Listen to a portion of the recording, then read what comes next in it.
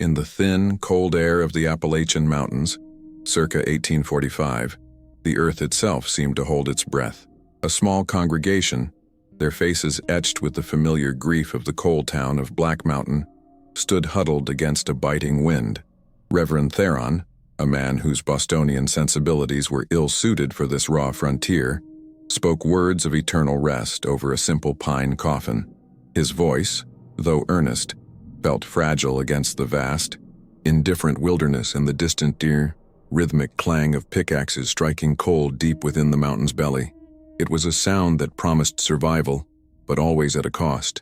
In this place, life was a tenuous flicker, and the sanctity of death was supposed to be the only certain comfort. But even that certainty was a fragile thing, more brittle than the autumn leaves that skittered across the freshly turned soil. For the mourners, this was an end. For another man, it was merely a beginning. Standing apart from the grieving family, near the skeletal remains of an old oak tree, was Silas. He was the town's gravedigger, a figure as constant and silent as the headstones he tended. His face was a mask of stoic indifference, his eyes betraying nothing as he listened to the preacher's promises of resurrection and paradise. To the people of Black Mountain, he was a necessary shadow, a man who dealt in the grim finalities they preferred to ignore. They saw him as hardened, perhaps even unfeeling, a man whose hands were permanently stained with the work of burying their dead. They did not see the meticulous patience in his posture, nor the almost imperceptible watchfulness in his gaze. He was not waiting for the mourners to leave so he could finish his work. He was waiting for them to leave so he could begin his own, a far more ancient and clandestine service. As Reverend Theron's final Amen was carried away by the wind, a profound silence descended upon the churchyard. It was a heavy, expectant quiet, broken only by the soft weeping of the widow and the scraping of Silas's shovel as he finally approached the open grave. The community dispersed slowly, casting furtive glances back at the solitary gravedigger, their thoughts already turning from the sorrow of loss to the pressing demands of life in a town perpetually on the edge of ruin. They entrusted their departed to God's care and Silas's hands, never once suspecting that these two duties were in direct and terrible conflict. They believed the grave was a final, inviolable sanctuary. They could not have imagined the profound desecration that awaited under the cover of the Appalachian moon, a violation that served a purpose far darker than mere vandalism. Centuries later, the wind still whispers through these hills, carrying fragments of a story that refuses to be buried. An elderly man, his face a roadmap of local history, stands on a ridge overlooking the now abandoned hollow where Black Mountain once stood. He gestures with a gnarled hand toward a skeletal stone foundation nearly consumed by kudzu and shadow. "Most folks think they know the ghost stories of this place," he begins, his voice a low, raspy chronicle. "They talk of mine collapses and lost souls. But the real darkness, the one that truly poisoned this ground, wasn't born of accident. It was invited. It was nurtured right there," he says, his finger aimed squarely at the ruins, in what was once the old meeting house. That was the heart of the Skull Covenant of Black Mountain. The covenant's existence is not found in any official town record or historical text. It survives as a stain on the region's collective memory, a chilling piece of folklore whispered by grandparents to frighten children into behaving. But according to the legend, this was no mere tale. It was a pact, a desperate bargain made by the town's most respected figures to ensure their prosperity in an age of profound uncertainty. They believed the mountain itself was a living entity, a spirit that gave and took in equal measure. To keep the coal veins rich and the tunnels from collapsing, it demanded a tribute. The legend insists that this tribute was not paid in gold or livestock, but in something far more sacred, something taken from the very ground meant to be a place of eternal peace. The horror of Black Mountain, therefore, is not a story about the dead rising from their graves. It is the story of the living pulling them out. It's a narrative of profound violation, where the desperation for survival led a community to commit an unspeakable, methodical heresy against its own departed. The core of the legend poses an unnerving question. What happens when faith in a distant heaven is replaced by fear of a very present earth? The ruins on that ridge are all that remain of their answer, a silent testament to a time when the line between protector and monster became terrifyingly blurred. What truly transpired in that forgotten town And how did a young preacher from Boston find himself at the center of this unholy secret? The legend of the Skull Covenant is an echo that endures, a chilling reminder of the darkness that can fester beneath the surface of a pious community. And since these stories travel through time and across distances, we ask you to tell us in the comments from which city you are joining us in this investigation and the exact time you are watching. With your presence now marked in our chronicle, let us return to 1845, to the days before the horror was confirmed, and uncover how the first subtle crack appeared in the sanctified ground of Black Mountain. In the weeks following his arrival, Reverend Theron dedicated himself to his new congregation with a fervor born of both duty and a desperate need to find order in this untamed land. He found the people of Black Mountain to be outwardly pious, their voices filling the simple wooden church with the familiar cadence of hymns each Sunday. Yet, beneath this veneer of devotion, he sensed a profound and unsettling reticence. It was a silence that clung to the pews long after the final prayer, a shared, unspoken weight in their eyes. When he spoke of the eternal peace of the soul and the sanctity of rest, their gazes would drift towards the windows, towards the ever-present mountain that loomed over their lives. They seemed to be listening not to him, but to the distant, rhythmic heartbeat of the pickaxes underground, a sound that promised life but seemed to demand a silent, unnamed price in return. His first sermon on the promise of the resurrection was met with a disquieting stillness. Theron, accustomed to the fervent amens of his Bostonian flock, found the passive faces of the miners and their families to be an unreadable text. He spoke of the grave not as an end, but as a sacred doorway to God's kingdom, a vessel to be honored and protected until the final trumpet sounded. He watched the faces of the recently bereaved, the Miller family, who had just buried their young daughter, and old Jedediah Finch, who had laid his wife of 50 years to rest. Instead of the solace he expected his words to bring, he saw only a deepening of the shadows in their eyes, a flicker of something akin to fear. It was as if his promises of a future reunion were a painful reminder of a present and terrible uncertainty regarding the state of their departed. The first concrete crack in this wall of silence came during a pastoral visit to the widow, Martha Corbin. In the stifling quiet of her small cabin, surrounded by the scent of pine smoke and drying herbs, she accepted his condolences with a trembling hand. After a long, heavy silence, she leaned forward, her voice a dry whisper that barely disturbed the air.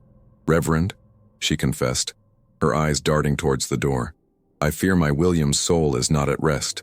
The ground does not feel right over him." She could offer no logical explanation, only a primal, gut-wrenching certainty that the peace he was promised in the churchyard was a lie. Her fear was not of loneliness or grief, but of a specific, ongoing violation she could feel but not name, a desecration that was happening somewhere beyond the veil of sight. Theron left the Corbin cabin with a profound sense of unease, his theological certainties feeling flimsy against the raw, elemental fear he had just witnessed. He tried to rationalize it, to file it away in his mind as the melancholic ramblings of a grieving woman, a manifestation of sorrow colored by the grim superstitions of these isolated hills. Yet, the conviction in her voice lingered. That night, he recorded the encounter in his leather-bound journal, a practice he maintained to chronicle his mission. He wrote, "And the widow's fear is not of God's judgment but of man's trespass. There is a sickness in the soul of this town that lies deeper than the coal dust in their lungs. They fear the earth itself." It was a thought that unsettled him, a hint of heresy that felt dangerously at home in the oppressive darkness of the Appalachian night. His attention began to fixate on Silas, the gravedigger. The man was a constant, silent presence at the edge of the community's grief, as much a part of the landscape as the weathered headstones he tended. One afternoon, Theron observed him from a distance as he prepared a fresh grave for a miner lost in a tunnel collapse. The work was precise, economical, but just before the coffin was to be lowered, Silas performed a small private gesture. He knelt, pressing his palm flat against the bottom of the grave, and seemed to whisper something into the earth. Then, he took a small pouch from his belt, sprinkling a fine dark powder in a circular pattern that Theron could not decipher. It was not a prayer the Reverend recognized. It was an offering, a rite that felt ancient, pagan, and deeply out of place on consecrated ground. The preacher's mind reeled, trying to place the ritual, It was not Christian, nor was it any familiar form of folk superstition he had read about. The gesture was one of appeasement, of asking permission from the soil itself. It was a transaction. This singular, furtive act recontextualized everything Theron had perceived about the town. The community's silence was not just about grief. It was about a shared, perhaps terrifying, knowledge. Silas was not merely a gravedigger. He was a gatekeeper, an intermediary between the town and something that resided in the ground beneath their feet. The sanctity of the churchyard, Theron began to suspect, was subject to a different, older set of laws, and Silas was their quiet, solitary enforcer, ensuring a grim covenant was honored with each new soul committed to his care. This suspicion solidified as Theron attempted to engage his parishioners on the matter of their departed loved ones. When he suggested organizing a community effort to tend to the older, neglected graves, the idea was met with polite but immediate deflections. Conversations would halt, eyes would shift, and the subject would be deftly changed to the price of coal or the coming winter. They spoke of Silas's diligence with an almost fearful reverence, praising him for taking on the hard work, so that they wouldn't have to. "He knows the ways of this ground," one elder told him. A statement that was meant to be reassuring but landed with the weight of a veiled warning. It became chillingly clear that the townspeople did not want to look too closely at their own cemetery. They had outsourced not just the labor, but the spiritual responsibility for their dead. Seeking a more pragmatic perspective, Theron approached Elias Vance, the stern and weathered mine foreman, a man whose authority was second only to the mountain itself. Over a mug of chicory coffee in his dusty office, Theron broached the subject of the community's anxieties. Vance listened patiently, his face impassive. "Reverend," he said, his voice low and gravelly, "this mountain gives, and this mountain takes. It's an old truth. A man of God brings comfort for the next life, but we here are concerned with this one." He dismissed the widow's fears as mountain sickness, the melancholy that seeps into the bones in a place where death is a constant co-worker. But as he spoke, his gaze drifted to a strange, spiral-carved stone sitting on his desk as a paperweight, a symbol Theron was beginning to recognize from carvings on the oldest trees near the cemetery. The preacher's unease curdled into a quiet, gnawing obsession. The churchyard, once a place of potential solace, became a site of forensic inquiry. Armed with a lantern after dusk, he would walk the rows of graves, his boots sinking into the damp soil. He began to notice things a casual observer would miss. Subtle depressions in the earth where there should be none, headstones that seemed to have been resettled with meticulous care, and a faint, sweetish odor of decay that occasionally rose from plots that had been sealed for months. He documented these anomalies in his journal, his elegant script growing frantic, mapping the cemetery's desecrations.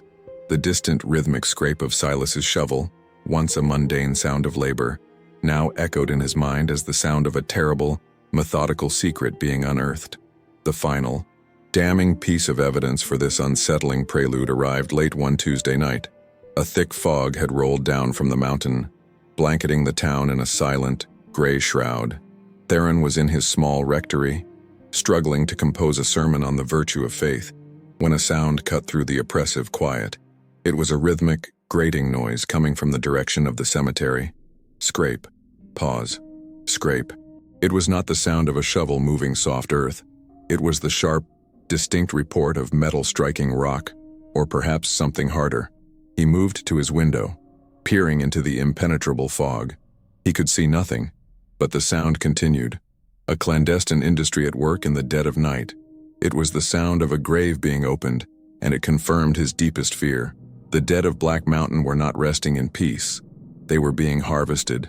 The storm arrived without warning, a malevolent entity descending from the highest peaks of the Appalachians. It was not a cleansing rain, but a violent, percussive assault that seemed intent on scouring Black Mountain from the face of the earth. Reverend Theron watched from the rectory window as the world dissolved into a churning chaos of wind and water. The distant, rhythmic clang of the mines silenced for the first time since his arrival. The sky, a bruised canvas of purple and black tea, was torn open by jagged fissures of lightning, each flash illuminating a landscape contorted in a brief, silent scream. The very air grew heavy, thick with the smell of ozone and saturated soil. a primal scent that spoke of upheaval and of secrets long buried being forced violently to the surface. In that moment, the mountain felt less like a source of livelihood and more like an ancient, slumbering god stirred to a terrible and indiscriminate wrath. For hours, the tempest raged, its fury escalating with the deepening of the night. The wind howled through the narrow hollows with the voice of 1,000 grieving souls, rattling the panes of the simple wooden church and threatening to peel the shingles from its roof. Theron, a man accustomed to the more civilized tempests of the Atlantic coast, felt a profound and elemental fear he had never known. This was not merely weather, it was a siege. He imagined the townspeople huddled in their cabins, listening to the same demonic symphony, their prayers perhaps directed not to his God in the heavens, but to the very ground that was now trembling beneath their feet. The storm was a physical manifestation of the spiritual sickness he sensed in the town, a violent outburst of a long-suppressed fever that was finally breaking. What horrors would be revealed when the light of dawn finally broke through? The morning arrived not with light, but with a lingering gray mist that clung to the ravaged landscape. The storm had passed, leaving behind a scene of profound devastation. Uprooted trees lay like fallen giants, their roots clawing at the sky, and the town's single dirt road had been transformed into a treacherous river of mud and debris. But the true extent of the night's violence was most apparent at the edge of town, in the churchyard. A significant portion of the hillside, overburdened by the relentless deluge, had given way. A great, weeping wound of raw, red earth had been torn through the cemetery, a mudslide that had carried with it fences, headstones, and the sanctity of the consecrated ground itself. It was a scene of utter violation, a chaotic disruption of the meticulous order that was supposed to govern the final resting places of the dead, driven by a grim sense of pastoral duty that was now inextricably tangled with his own burgeoning obsession. Reverend Theron made his way towards the wreckage. His boots sank deep into the mire with each step, the sucking sound a grotesque echo of the desecration he had long suspected in secret. The air was thick with the cloying smell of damp earth and crushed pine, but beneath it, another scent asserted itself, that faint, sweetish odor of deep decay, now amplified and undeniable, clinging to the mist like a foul miasma. He saw the townsfolk gathered at a distance, their faces pale and drawn, their gazes fixed on the ruin of their cemetery. They kept their distance, as if held back by a collective, unspoken dread, leaving the grim task of initial inspection to the outsider, the man of God who did not yet understand the true laws of this land. As he navigated the treacherous terrain of the mudslide, the scale of the disturbance became horrifically clear. The earth had been churned, and in its violent shifting, it had disinterred its silent occupants. He saw the splintered remains of pine coffins, their contents half exposed to the gray morning light, a macabre tableau of burial shrouds and skeletal limbs tangled with roots and rock. It was a vision of chaos, a complete undoing of the careful, methodical work of burial. Yet, amidst this widespread destruction, Theron's eyes were searching for something specific, a sign not of nature's random fury, but of the methodical human evil he feared. He moved with a grim purpose, his gaze scanning each disturbed plot, his theological certainties dissolving into the cold, hard focus of a forensic investigator approaching a crime scene. His search did not take long. Near the base of the slide, half buried in a slurry of mud and stone, was the shattered casket of Thomas Gable, a young miner who had been buried just 2 weeks prior, following a tunnel collapse. Theron remembered the funeral well, the raw grief of Gable's young wife, the stoic silence of his fellow miners, and the impassive, watchful presence of Silas as he stood by the open grave. Now, that grave was a gaping maw, and the coffin, which should have been a secure vessel for the young man's journey into the afterlife, had been torn asunder. Its pine planks were splintered and broken, not with the clean snap of a falling tree, but with a force that seemed more focused, more deliberate, as if it had been pried open before being caught in the deluge. With his heart hammering against his ribs, a frantic, desperate drumbeat in the oppressive silence, Theron knelt in the cold mud. He reached out a trembling hand, his fingers brushing against the coarse linen of the burial shroud that was still wrapped around the form within the ruined coffin. The body, cushioned by the soft earth and only recently interred, was largely intact, a pale and still figure amidst the chaos. He felt a moment of profound pity for the young man, his life taken by the mountain and his eternal rest now so brutally violated by it. But this pity was quickly overshadowed by a cold, rising dread. He knew, with a certainty that chilled him to the bone, what he was about to find. He had to see it, to confirm the monstrous shape of the truth that had been haunting his waking thoughts and his dreams. Taking a deep, shuddering breath that did little to calm his racing pulse, he carefully pulled back the damp, mud-stained linen from where the head should have rested. The space was empty. The fabric fell away to reveal only the dark, hollowed-out collar of the burial suit and the severed, unnaturally clean edge of the spinal column at the top of the neck. There was no sign of ragged tearing or animal predation that might have occurred in the chaos of the mudslide. The separation was precise, almost surgical, a clean severance that could only have been accomplished with a sharp blade and a steady, practiced hand. In that single, horrific instant of discovery, all of Theron's fragmented suspicions, the widow's fear, the town's silence, Silas's pagan rites, fused into a single, undeniable, and monstrous conclusion. A wave of vertigo and nausea washed over him, and he had to plant a hand in the muck to keep from falling. The scraping sound he had heard in the night, the rhythmic noise that had cut through the fog, replayed in his mind, but now it was accompanied by the imagined, sickening crunch of a spade striking bone. This was not vandalism.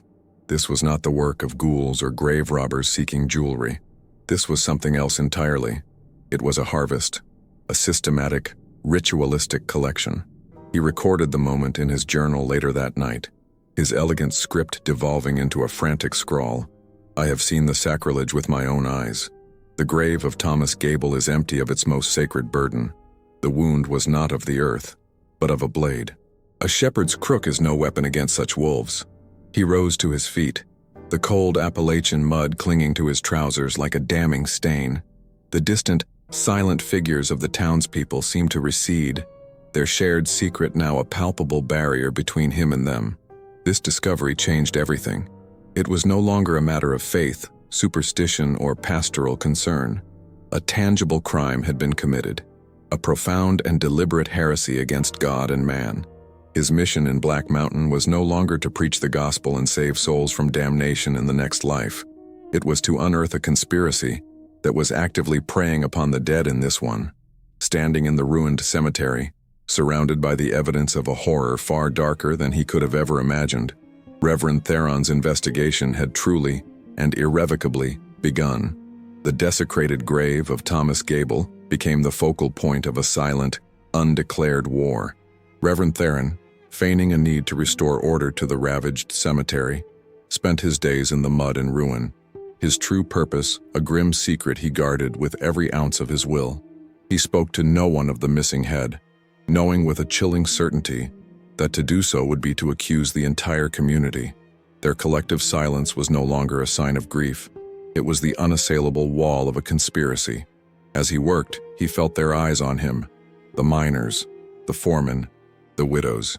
They watched him not with curiosity, but with a guarded, unnerving appraisal, as if gauging the threat posed by this man of God who was digging too deeply into their sanctified earth, both literally and metaphorically. Their gazes were a constant, unspoken question. What did he truly see? Back in the suffocating quiet of the rectory, Theron abandoned his sermons for a more pressing scripture. He sought out the records of his predecessor, the late Reverend Josiah Blackwood, a man who had served Black Mountain for 2 decades before succumbing to a sudden and vaguely documented wasting fever. He found what he was looking for in a locked chest beneath the floorboards of his study, a heavy leather-bound journal, its pages filled with Blackwood's tight, increasingly agitated script.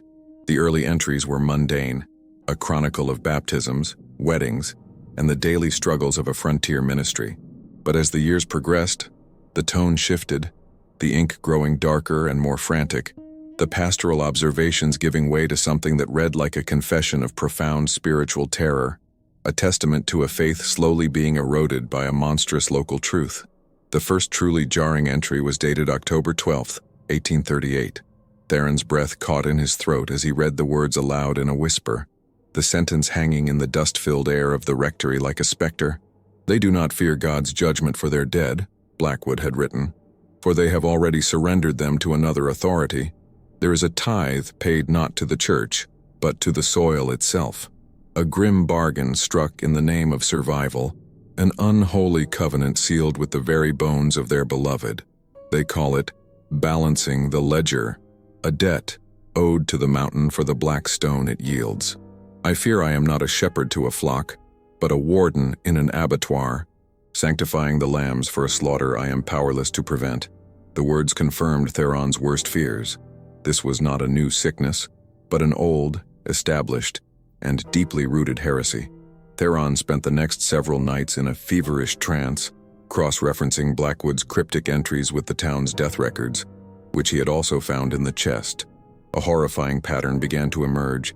The deaths that preceded periods of unusual prosperity in the mine, the discovery of a rich new coal seam, a miraculous absence of tunnel collapses, were often followed by journal entries filled with despair and veiled references to another vessel given to the earth. Blackwood had documented it all, not as an accuser, but as a horrified witness, his faith crumbling under the weight of a secret he was too terrified to expose. The journal was filled with sketches of a recurring spiral symbol, the same one Theron had seen on Elias Vance's desk, which Blackwood had labeled the Mountain's Maw, a sigil of the entity to which the town paid its gruesome tribute. His investigation inevitably led him back to Silas. The Gravedigger became the sun around which Theron's obsessive thoughts orbited. He was the linchpin, the priest of this dark faith. Theron began a meticulous, dangerous surveillance, shadowing the man's movements from the concealment of the dense Appalachian woods that bordered the churchyard. He watched Silas work, noting the almost tender way he handled his tools, the quiet words he would murmur to the open graves, the strange, circular patterns he would trace in the dirt. There was no malice in the gravedigger's actions, but rather a profound and unsettling reverence, the focused deliberation of a craftsman performing a sacred, necessary duty. This methodical care was far more terrifying than any act of frenzied violence could ever be. It bespoke a deep and abiding belief in the righteousness of his grim work. This surveillance revealed a crucial deviation in Silas's routine. For years, the town had believed the gravedigger lived in a small, isolated cabin a mile down the hollow. But Theron observed that after his work was done, particularly on nights following a new burial, Silas would not take the path toward his home. Instead, under the cloak of twilight, he would carry his shovel and a heavy burlap sack on a different course, one that led up the ridge toward the skeletal ruins of the old meeting house, the very place the local legend had identified as the heart of the covenant. The structure, abandoned for decades after being damaged in a fire, stood silhouetted against the dying light, a jagged tooth on the mountain's jawline. It was a place the townsfolk actively avoided, a place of bad memories that, Theron now realized, was the perfect sanctuary for a terrible secret. As Theron's scrutiny intensified, the delicate balance of unspoken tension between the two men finally snapped. One evening, as the preacher was charting the newer graves, noting the almost imperceptible settling of the soil over them, a shadow fell across his notebook. He looked up to find Silas standing there, as silent and imposing as a headstone. The gravedigger's face was impassive, but his eyes held a cold, ancient light. "A man of God should concern himself with the souls of the living, Reverend," Silas said, his voice a low rumble, devoid of inflection but heavy with meaning. "The earth has its own ways. It has its own needs. Some roots are best left undisturbed, lest you poison the whole tree." It was not a question or a statement, but a verdict, a clear and unequivocal warning delivered with the chilling finality of an epitaph. The threat, veiled as it was, only galvanized Theron's resolve. The fear that had been his constant companion now sharpened into a weapon of cold fury. He knew he was close. Silas's warning was the desperate act of a man protecting a sanctum he felt was about to be breached. The preacher's focus now shifted entirely to the ruined meeting house. He had to know what was inside. He had to see the proof that Blackwood's frantic writings and his own horrific discovery were not the products of a grief-maddened mind. He needed to find the altar of this unholy church, the charnel house where the tithes of bone were stored. He was no longer just a preacher. He was an avenging angel, descending into a hell that was not below the earth, but built right on top of it, from the very foundations of the community he was sent to save. He found his opportunity on a market day, when the majority of the town, including Silas, had traveled to the neighboring settlement of Hemlock Creek to trade coal and supplies. The ridge was deserted, the silence broken only by the wind whistling through the fire-blackened timbers of the meeting house. Theron approached the ruin with a mixture of dread and grim determination, his hand resting on the heavy iron cross he wore around his neck, a talisman that felt woefully inadequate against the ancient power that seemed to saturate the air. The main doors were long gone, leaving a gaping maw that led into a dark, debris-strewn interior. The smell of rot and damp stone was overwhelming, but beneath it he could detect another, more familiar scent, that faint, sweetish odor of decay, the perfume of the desecrated grave. Inside, the main hall was a chaotic ruin. The roof had collapsed in the center, allowing a single as pale column of light to pierce the gloom, illuminating a maelstrom of dust motes. Charred pews lay in splintered heaps, and the floor was a treacherous landscape of broken slate and rotting timber. Theron moved carefully through the wreckage, his eyes scanning for any sign of recent activity, any clue that this was more than just a forgotten relic of the town's past. He found it near the spot where the altar would have once stood. Scuff marks in the thick layer of dust, tracks that were not decades old but mere days, all leading to a section of the floor that seemed subtly different from the rest. There, partially hidden beneath a pile of burnt planks, was the unmistakable outline of a trapdoor. With his heart pounding a frantic rhythm against his ribs, Theron cleared the debris. He found a small iron ring set into the heavy wooden door. It took all of his strength to pull it open, the hinges groaning in protest as they surrendered a secret they had held for years. A wave of cold subterranean air washed over him, carrying with it an intensified, almost overpowering stench of decay and damp earth. He peered down into the absolute darkness, a blackness that seemed to swallow the pale light from the hall above. This was it. This was the entrance to their Holy of Holies, the root cellar that served as the Covenant's sacristy. He had found the gateway to the town's secret heart, a heart that had stopped beating long ago and was now filled with nothing but rot. He dared not descend without a lantern, but he had to be sure. Kneeling at the edge of the abyss, he reached down, his fingers brushing against something smooth and cool on the top step. He recoiled at first, then forced his hand to close around the object. He brought it up into the single shaft of light. It was a human jawbone, yellowed with age but scrubbed immaculately clean, the teeth still perfectly intact. It was a relic, a piece of a parishioner that should have been resting peacefully in consecrated ground. Holding the bone in his trembling hand, the full, monstrous weight of the truth crashed down upon him. He was standing at the threshold of a tomb, a hidden repository for the stolen dead, a pantry for a god that fed on the very flock he had sworn to protect. The discovery left him breathless, reeling on the edge of the dark opening. The journal entries of Reverend Blackwood now read not as the ramblings of a broken man, but as a precise and horrifyingly accurate field guide to the damnation of Black Mountain. Blackwood hadn't gone mad. He had simply seen the truth and been consumed by it. He had written of an ossuary of sin and a library of skulls, and Theron was now standing at its very entrance. The meticulous work of Silas the Gravedigger was not just about procuring a single, symbolic tribute. It was about building and maintaining a collection, a ghastly archive of the town's dead, stored directly beneath the ruins of a house once dedicated to the worship of a forgiving God. The irony was so profound, so blasphemous, it bordered on the divine. Theron carefully replaced the trapdoor, covering it once more with the debris, meticulously erasing any sign of his intrusion. He could not afford for Silas to know the sanctum had been discovered. Not yet. He needed more than a single bone. He needed to witness the ritual itself. He needed to see the faces of the conspirators, to understand the full scope of this communal heresy. He now understood that Silas was not a lone monster but an acolyte, a high priest serving a congregation that included the town's most respected figures. Elias Vance, the mine foreman, with his spiral paperweight and his talk of the mountain's moods, was undoubtedly one of them.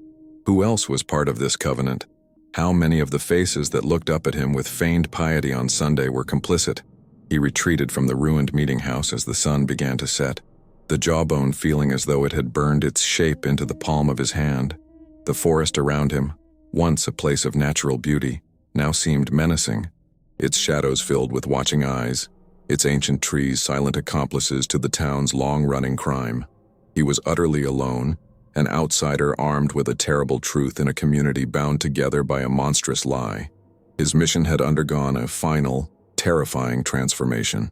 It was no longer an investigation into a crime, but a theological war against a deeply entrenched and diabolical faith.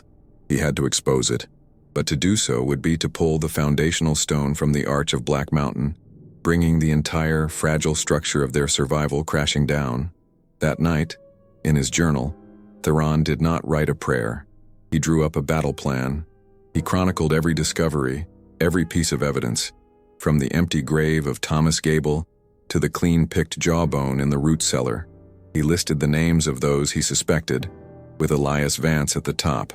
He wrote, "They have made a covenant with death, and with hell they are at agreement. Their sanctuary is a tomb. Their sacrament is desecration. Silas is the hand, but the town is the body. To save them, I may have to first destroy them. I do not know if my faith is strong enough to bear the cost of their salvation, or if I will be the next soul broken upon this mountain." The question of what to do with this knowledge was a burden heavier than any cross. He knew he could not wait long. The town's secret was a living, breathing thing, and it had sensed his presence. Silas's warning was a promise. The next move had to be his. He searched Blackwood's journal for any mention of a specific date or time for their rituals, a holy day in their profane calendar. He found it in a frantic, barely legible entry near the end, a passage circled multiple times. They honor the turning of the year, the night when the veil is thinnest, All Hallows' Eve. They gather to present their harvest, to appease the slumbering god, to ensure the winter will not be their last. The date was less than a week away. His confrontation was no longer a matter of if, but when. The air in Black Mountain grew colder, the days shorter. A palpable tension settled over the town, a quiet, expectant hum that Theron could feel in his very bones.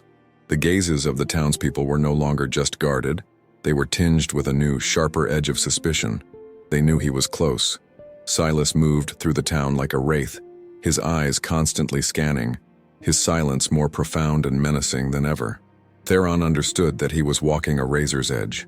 One misstep, one revealed piece of knowledge, and he would likely end up as the next offering to the mountain's maw, his own skull taking its place in the silent, waiting congregation beneath the ruined meeting house. The stage was set for a final, terrible revelation on the darkest night of the year, All Hallows. Eve descended upon Black Mountain, not with festive bonfires, but with an ancient, suffocating stillness. The air, thin and sharp with the promise of a hard winter, seemed to hold its breath, and a low-slung, bone-white moon cast the hollows in a stark and skeletal light.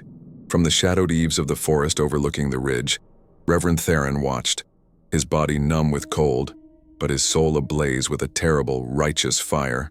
He clutched the heavy iron cross in his pocket, its familiar shape a cold and inadequate comfort against the primal dread that had taken root in his heart.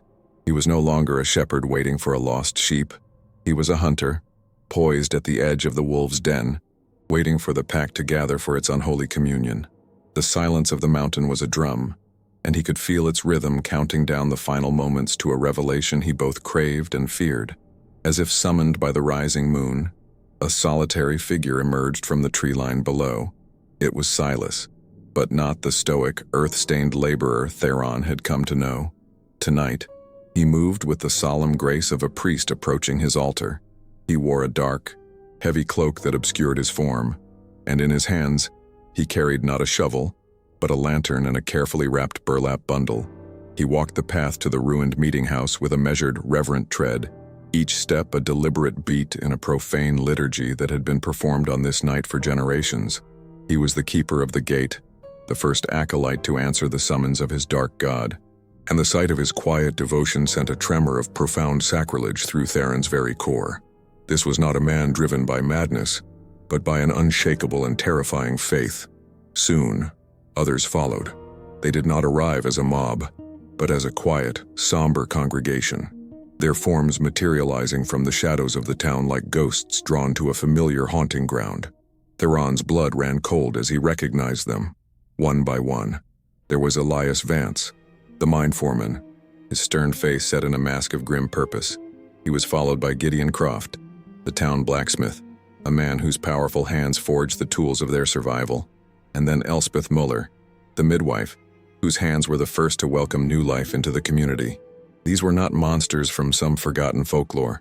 They were the pillars of Black Mountain, the very heart of the community, their faces familiar from the front pews of his own church.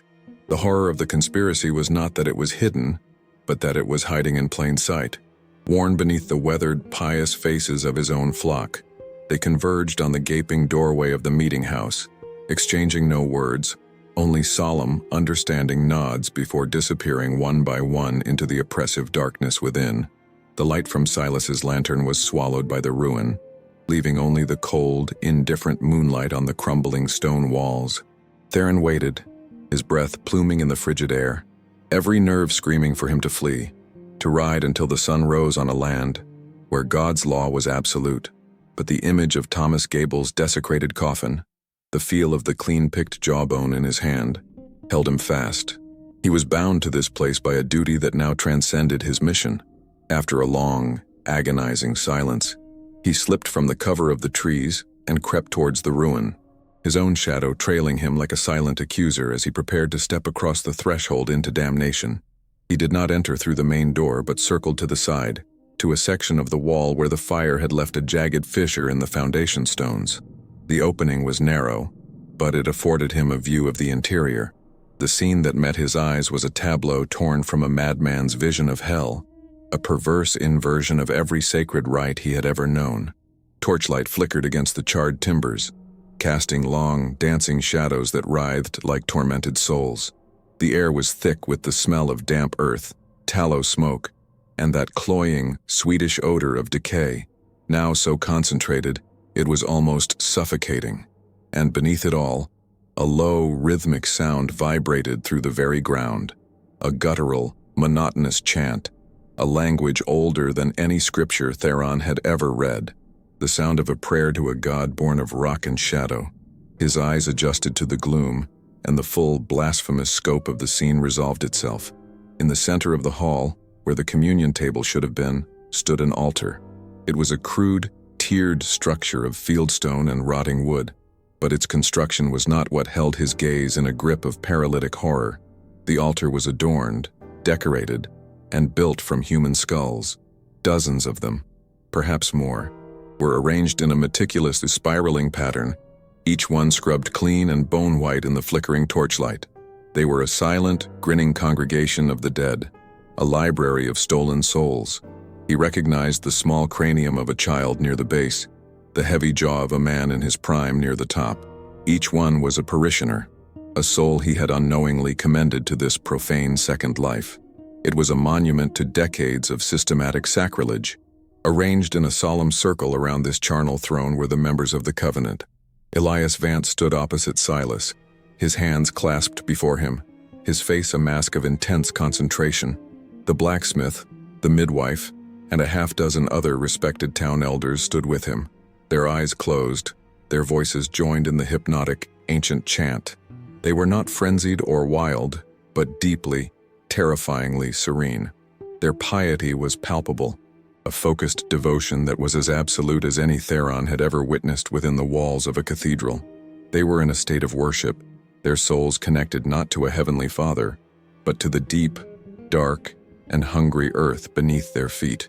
They were the faithful, and this desecrated house was their true and only church, the skulls their saints and relics. The ritual reached its crescendo. Silas stepped forward from the circle, holding the burlap bundle he had carried to the ruin. With the slow, deliberate movements of a priest preparing the Eucharist, he unwrapped it. Inside was a freshly prepared skull, its bones still tinged with the dampness of the earth. It was, Theron knew with a sickening certainty, the stolen head of the last miner to be buried, a young man named Peter Schmidt. Silas held the skull aloft, his voice rising above the others in a solo invocation, offering the vessel to the unseen presence in the room. He spoke of tribute, of balance, of a debt paid in bone to ensure the continued generosity of the mountain. It was a transaction, a grim and holy commerce between the living and the spirit that governed their fate, a pact sealed with the remains of the dead. It was more than Theron could bear. The sight of that skull, a sacred vessel of a human soul now reduced to a mere bargaining chip, shattered the last of his restraint. With a cry that was equal parts fury and despair, he burst through the main doorway, brandishing his iron cross like a sword. "In the name of God, what is this blasphemy?" he roared, his voice echoing in the cavernous space. The chanting stopped instantly. The circle broke, and a dozen pairs of eyes, wide with shock, turned to face him. The torches flickered, throwing his righteous, trembling silhouette against the far wall. For a heartbeat, the only sound was the crackle of the flames and the preacher's ragged, heaving breaths. He had expected fear, or perhaps violence. He was met with a profound, unnerving silence and the weary, almost pitying gaze of Elias Vance. Before Silas or any of the others could move, the mine foreman raised a hand, his authority absolute even in this profane context. "He does not understand," Vance said, his voice calm and gravelly, not as an accusation, but as a simple statement of fact. He took a step toward Theron, his eyes never leaving the preacher's. "This is not blasphemy, Reverend. This is survival. This is the old way, the only way that has ever worked in this place. Your God may promise a paradise after we die, but the mountain demands a price to let us live until then." He gestured not to the altar of skulls, but to the floor, to the very ground on which they stood. "This land gives us the coal that feeds our children. It keeps the rock from crushing our husbands, but it does not give for free. It is a living thing, and it must be fed." Vance's confession, delivered with the simple, unadorned logic of a man stating a law of nature, was more chilling than any demonic rant. He spoke of the years before the covenant was renewed, of the great collapse of 28th that took a dozen men, of the starving winter that followed when the coal vein ran dry. He explained that the skulls were not trophies of some ghoulish obsession, but anchors, vessels that held a fragment of the soul's energy, a spiritual essence that placated the hungry spirit of the mountain. "We do not desecrate our dead, Reverend," Vance insisted, his voice heavy with a sorrowful conviction. "We honor them. Their strength, even in death, protects us. Each one placed on that altar is a stone in the foundation of this town's survival, a sacrifice made so that their children might live to see another spring." Silas then spoke for the first time, his voice a low rumble that seemed to rise from the earth itself. He stepped away from the altar, his eyes locking with Theron's. "I am no monster," he said, the words carrying the weight of a solemn oath. "I am a shepherd, same as you. You tend to their souls for the next world. I tend to their bodies for this one. I am the one who listens to the ground, who knows what it needs. I perform a necessary service, a final duty that ensures the graves of our loved ones are not joined by hundreds more. Is it better for one man to rest incomplete, or for the entire community to be buried alongside him? Your Bible speaks of sacrifice. This," he said, sweeping a hand towards the grinning altar, "is ours. It is a terrible covenant, but it is a holy one."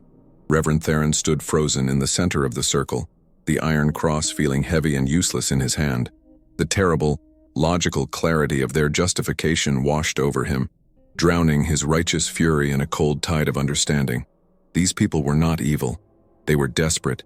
They had made a devil's bargain not for power or wealth, but for the simple, fundamental right to exist in a world that seemed determined to crush them. The horror of Black Mountain was not the presence of a demonic cult. It was the absence of a benevolent God, a void so profound that his flock had been forced to create their own terrible system of salvation. He looked from the faces of the living, etched with hardship and conviction, to the faces of the dead, their empty eyes staring out from the altar, and the true, monstrous shape of his dilemma finally became clear. He had come to Black Mountain to fight a demon, but he had found only a congregation of terrified souls, clinging to a monstrous heresy as their only shield against annihilation. The line between faith and superstition, between protector and monster, had not just been blurred, it had been erased entirely, ground into the coal-dusted soil of the Appalachian Mountains. His investigation was over, He had found the truth, and the truth was a moral abyss from which he could see no escape. To expose them would be to condemn them all to the very starvation and death they had fought so desperately to avoid. To stay silent would be to make himself an accomplice to their eternal damnation. The weight of their secret, and their survival, now rested squarely upon his shoulders. The silence that followed Elias Vance's confession was heavier than any stone in the foundation of that ruined church. In that moment, Reverend Theron saw the monstrous truth not as a simple binary of good and evil, but as a complex and agonizing equation of survival. The iron cross in his hand felt impossibly heavy, a symbol of a distant, silent God, while the altar of skulls seemed to radiate a palpable, immediate power, the power of a community that had chosen to save itself by damning itself. His righteous fury had been extinguished, replaced by the cold, paralytic horror of understanding. He stood at a precipice not between heaven and hell, but between two different, yet equally terrible, forms of damnation. To expose them would be an act of murder by principle. To join them would be an act of complicity and sacrilege. The choice before him was not about saving souls, but about deciding which bodies would be sacrificed. The historical record offers no clear answer to what decision Reverend Theron made on that All Hallows Eve. His official correspondence with the Missionary Society in Boston simply ceases after that date. The town of Black Mountain, for its part, sealed the event in a tomb of collective silence. In the absence of fact, however, legend took root, branching into two distinct and equally chilling narratives that are whispered in those hills to this day. One version of the story tells of a broken shepherd who, having lost his God in the Appalachian darkness, chose to stay with the flock, no matter the cost to his own soul. The other speaks of a martyr, a man of unshakable faith who made a final stand against an ancient evil and was consumed by it. His disappearance a final, unwritten sermon on the price of righteousness in a godless land. Which story one chooses to believe often says more about the believer than about the preacher himself. In the first telling, Theron remains in Black Mountain, a hollowed-out man presiding over a hollowed-out church. His faith, shattered by the brutal logic of the covenant, is replaced by a weary pragmatism. He continues to preach from the Bible on Sundays, his words of resurrection and eternal rest now laced with a profound, tragic irony that only he and the covenant members understand. His journal, according to this legend, contains a final, desperate entry. I came to cast out a demon and found it was the very heart of the people, the engine of their survival. If my silence is the price for the lives of their children, then let my soul be the tithe. I will stand as a watchman over their damnation, for I no longer see a shepherd's path. He becomes the covenant's silent accomplice, his presence lending a veneer of holy sanction to their continued, methodical heresy, a man forever trapped between the altar of his God and the altar of their skulls. The second, darker version of the legend claims Theron's faith held firm. Horrified and unswayed by their justifications, he condemned them as heretics and swore to ride to the nearest magistrate at first light to bring the law of man and the wrath of God down upon them. He gave them an ultimatum: renounce their pact or face judgment. For the covenant, this was no choice at all. To be exposed was to be destroyed. The story concludes that Theron never saw the sunrise. He vanished from the rectory without a trace, his horse still in its stable, his journal left open on his desk. The townspeople claimed he had simply abandoned his post, unable to endure the harshness of the frontier. But the legend insists that his was the last skull to be added to the altar, a final defiant sacrifice to silence the voice of an unaccommodating God, his absence a permanent, chilling testament to the covenant's absolute commitment to its own survival. Regardless of the preacher's fate, for a time, the covenant's grim bargain appeared to hold. The decade that followed was one of unprecedented prosperity for Black Mountain. The main coal seam, which had been threatening to run thin, suddenly widened into a river of black stone. The mine tunnels, once notorious for their instability, held firm, and not a single man was lost to a collapse for 7 years. Winters were still hard, but the community, bound by its terrible secret, endured with a stoic and unified resolve. The town lived, and it even thrived, but a profound spiritual sickness had taken root. Laughter in the streets sounded brittle. Hymns sung in the church were devoid of hope. and the eyes of the elders held the permanent, haunted shadow of the price they continued to pay in the dead of night, a debt that accrued interest with every new grave Silas tended. But such pacts, born of desperation and sealed in darkness, are built on a fragile foundation. As the original members of the covenant grew old and died, their own skulls eventually joining the silent congregation, the conviction behind the ritual began to wane. The younger generation, born into a world of relative stability, viewed the old ways not with reverence but with a mixture of fear and revulsion. They had not known the starving winter or the great collapse. They only knew the whispers, the chilling silence surrounding the ruined meeting house, and the persistent, sweetish odor that seemed to cling to the soil. The prosperity faltered, the coal became harder to reach, and the mountain seemed to grow indifferent once more, as if the spiritual currency of their offerings had been devalued over time, the power of the original sacrifice diluted by the passage of years. The end of Black Mountain was not a dramatic collapse, but a slow, quiet decay, an unraveling that took place over 2 decades. Families began to move away, seeking a future in towns not haunted by such a profound and unspoken darkness. The mine, once the town's beating heart, finally fell silent, its resources exhausted. The covenant dissolved, not in a final confrontation, but through a quiet, mutual agreement to simply let the terrible tradition die. They stopped feeding the mountain, and in turn, the mountain ceased to provide for them. The last residents packed their belongings, casting one final, fearful glance towards the ridge before abandoning the hollow to the encroaching forest, leaving the crumbling cabins and the ruined meeting house to become silent monuments to a faith that had been both the community's salvation and its ultimate undoing. Today, the site where Black Mountain once stood is a place of profound and unsettling silence, a scar on the landscape that the forest has not quite managed to heal. The ruins of the meeting house remain, a skeletal silhouette against the Appalachian sky, a place shunned by locals and sought out only by those who collect ghost stories. Hunters who wander too close speak of a sudden, unnatural cold that settles in the air, even on the warmest days. They report hearing a low rhythmic chanting on the wind when no one is there, and some swear they have caught a glimpse of a lone figure with a shovel, standing among the foundation stones as if waiting for a funeral that will never come. The ground itself is said to be poisoned by the memory of what was done there, a permanent stain that even time cannot wash away. The Skull Covenant has outlived the town that birthed it, transforming from a desperate secret into one of the region's most enduring and terrifying legends. It persists as a cautionary tale, a grim reminder of the thin veil that separates civilization from the primal urge to survive at any cost. It speaks to a fundamental question that still haunts these isolated hollows. What happens when the promises of heaven are not enough to protect you from the very real hell of the world you inhabit? The story of Reverend Theron and his damned flock serves as a permanent archive of that question, a chilling chronicle of a community that, in order to live, chose to make a covenant with death itself, leaving behind a legacy of horror that continues to echo through the mountains. The echoes of Black Mountain are a reminder that some histories are buried, but never truly gone, preserved in the whispers that travel from one generation to the next. These stories form a shadow archive, a collection of the harrowing truths that lie beneath the official records of our past.